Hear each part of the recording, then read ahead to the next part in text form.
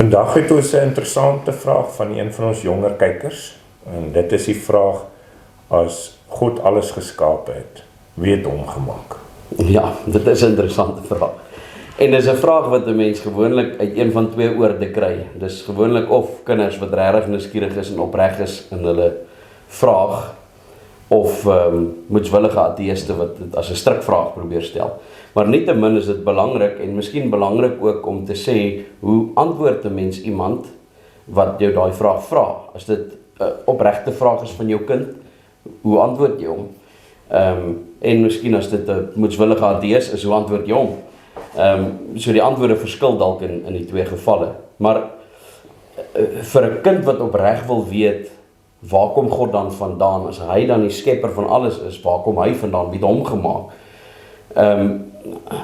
Antwoord ons so eenvoudig as moontlik om te sê, God is die skepper van alle dinge, maar God self is ewig.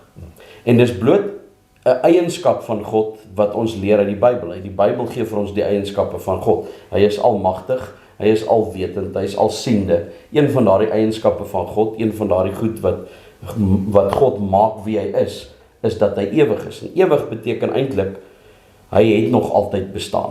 Hy is nie gemaak nie, niemand het hom gemaak nie. Hy het nog altyd bestaan.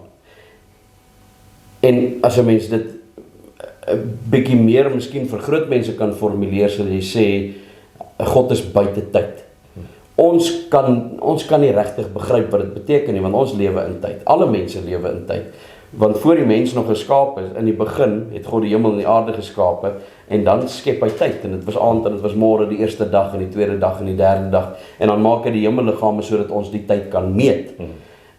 So ons is van die begin af, teen die tyd wat ons geskaap is, die mens geskaap is op die 6de dag, is tyd reeds daar. En dis al wat ons ken. Ons ken nie 'n lewe sonder tyd nie. Maar God is buite tyd. Hy is bo tyd en verhewe bo tyd. So hy is nie gebonde aan tyd nie. Hy het nog altyd bestaan en sal vir altyd bestaan tot in ewigheid. En dis 'n konsep wat ons nie regtig kan verstaan nie. So dis een van daai sake waarin 'n mens, een van my dosente het altyd dit so mooi gestel en sê, mens kan die inligting wat die Bybel vir ons gee vir mense oordra, maar daar kom 'n punt waar jy jou hand op jou mond plaas en in verwondering swyg. En dis maar wat ons vir ons kinders ook verduidelik, om te sê, ons weet nie regtig nie, ons verstaan nie regtig hoe dit werk nie, hoe werk die ewigheid, hoe kan dit wees dat God van ewigheid af bestaan het tot in ewigheid? Ons kan dit nie verstaan nie, maar die Bybel sê vir ons dis waar, so ons glo dit, en daarmee volstaan ons. Wat betref die moetswillige ateïs, is die antwoord, die doodeenvoudig antwoord wat ek maar altyd gee, is om te sê, as ek geweet het hoe ewigheid werk, as ek geweet het hoe dit is dat God van ewigheid tot ewigheid bestaan, as ek alles van God verstaan het, dan was ek God en hy nie.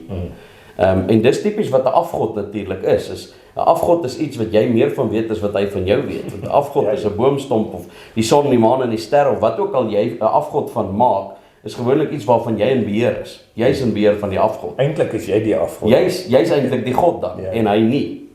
Dis 'n skepping van jou eie, wat jy skep vir jou eie gerief, of om vir jou een of ander doel te dien. En dis nie wie God is nie. God staan verhewe bo ons. God is groter as wat ek is, groter as wat my verstand is. So vir die moetswillige ateïs sal ek dit sê, ek weet nie. Ek weet nie hoe is dit dat God ewig is nie. Ek verstaan nie hoe dit werk dat hy van ewigheid tot ewigheid bestaan nie. Al wat ek weet is, die Bybel sê vir my dit, en dis waar, en ek glo dit, en as ek alles van God geweet het, dan was hy die God nie. Dit laat 'n mens nogal dink ook aan Moses en God se verbondsnaam, waar hy sê, wie sal ek sê het my gestuur, en die ek is. Ek meen, dit is so van 'n mens deel van dit som als op, en as 'n mens daai ek is wil dissekteer, dan is dit net so omvangryk. Dis geweldig omvangryk, want hy sê vir hom, ek is groter as jy. Hy sê eintlik in wese vir hom, ek is wat ek is. Jy sal dit nooit kan verstaan nie. Jy sal nooit die volheid. Ons kan natuurlik verstaan wat God van homself openbaar, dit wat hy vrywillig openbaar aan ons, dit kan ons van hom weet. Maar die volheid van God kan 'n mens nooit verstaan nie.